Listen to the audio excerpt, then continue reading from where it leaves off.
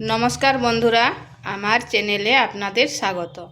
তো প্রতিদিনের মতো আজকেও একটা রেসিপি নিয়ে এসেছি। এটা পুরোনো কালের রেসিপি, মা ঠাকুমারা রান্না করতেন। আর অনেকেই হয়তো এইভাবে রান্না করেছেন, কিন্তু আমি কিভাবে এই গাঁঠি কচু আর চুনা মাছ দিয়ে রান্না করি, তো চলুন দেখে নেওয়া যাক। এখানে চুনা মাছ নিয়েছি। চুনা মাছগুলো ভালো করে ধুয়ে করে পরিষ্কার করে নিয়েছি। দিয়ে দিচ্ছি পরিমাণ মতো লবণ আর হলুদ গুঁড়ো।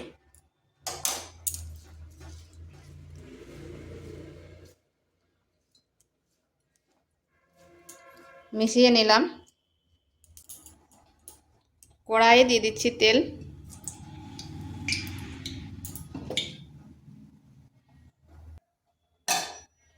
তেলটা ভালোভাবে গরম হয়ে গেছে। এরপর মাছগুলো দিয়ে দেবো।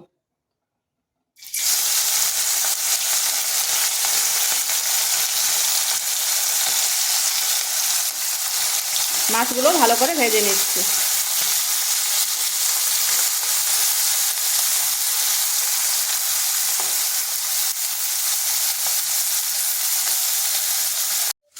এখানে নিয়েছি গাঁঠি কচু। গাঁঠি কচুগুলোকে ছুলে করে ধুয়ে করে জলটা ঝরিয়ে নিয়েছি আর এইভাবে কেটে নিয়েছি।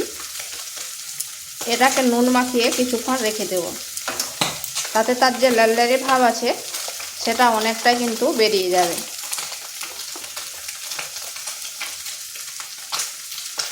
আর এখানে একটা মশলা করব। নিয়েছি আদা, কাঁচা লঙ্কা আর জিরা, এগুলোকে বেটে নিচ্ছি।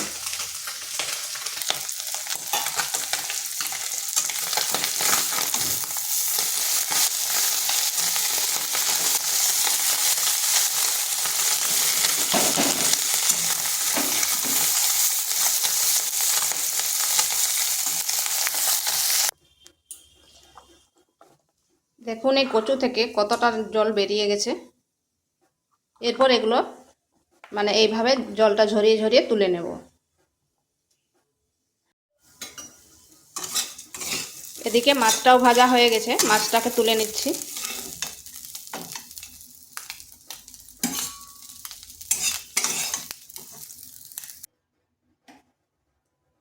কড়াইতে আবার একটু তেল দিয়ে দিচ্ছি। দিচ্ছি কালো জিরা, দুটো শুকনো লঙ্কা, একটা পেঁয়াজ। পেঁয়াজটাকে হালকা একটু ভেজে নেব।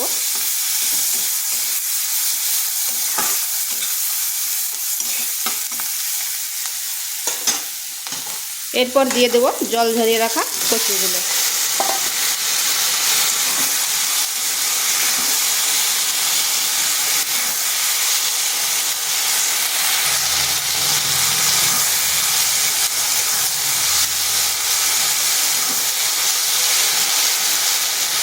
এখানে সামান্য একটু লবণ দিচ্ছি, যেহেতু কচু লবণ একবার মাখানো ছিল আর মাছগুলো লবণ দিয়ে ভাজা আছে, তাই একটু আন্দাজ করে দেবেন। এটা 1.5 থেকে 2 মিনিট ঢাকিয়ে একটু কচুটা ভাজা ভাজা করে নেব।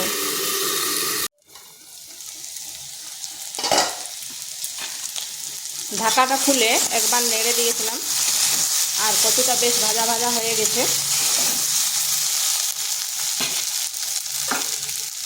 দিয়ে দিচ্ছি একটা ছোট সাইজের টমেটো।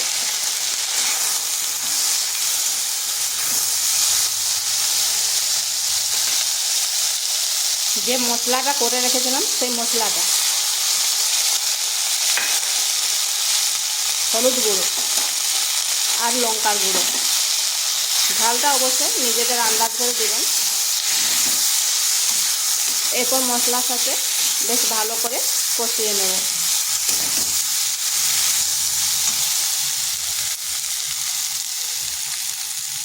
এখানে সামান্য একটু জল দেব।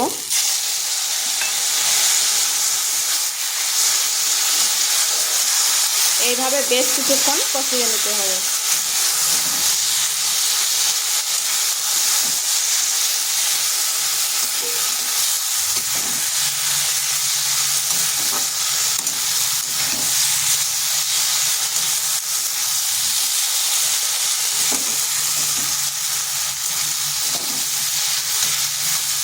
যতক্ষণ না মশলাটার কাঁচা গন্ধ চলে যাচ্ছে এইভাবে কিন্তু কষাতে হবে।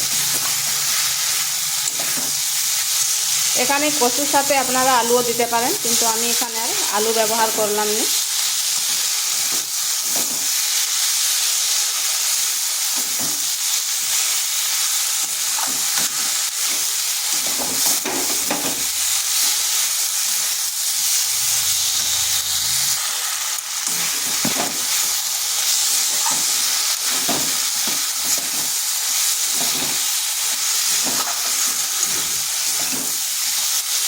এটা কষানো হয়ে গেছে, এরপর এখানে দিয়ে দেবো জল।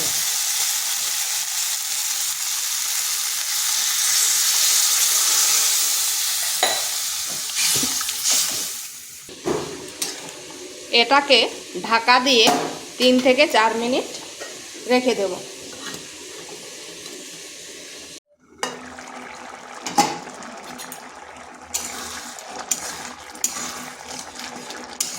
মাঝখানে একবার ঢাকাটা খুলে নেড়ে দিয়েছিলাম, আর দেখুন খুব সুন্দরভাবে সেদ্ধ হয়ে গেছে।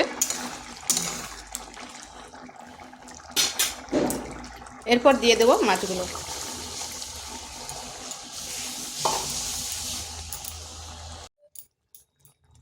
এখানে দিয়ে দিচ্ছি ভাজা জিরের গুঁড়ো।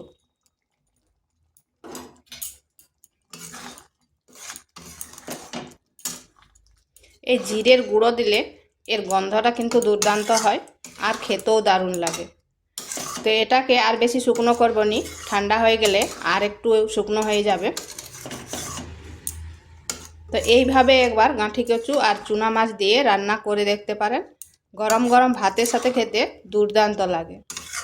তো ভিডিওটা ভালো লাগলে লাইক, শেয়ার, কমেন্ট অবশ্যই করবেন, আর নিত্য নতুন রেসিপি পাওয়ার জন্য চ্যানেলটিকে সাবস্ক্রাইব করবেন। এটা হয়ে গেছে, এরপর নামিয়ে নিচ্ছি।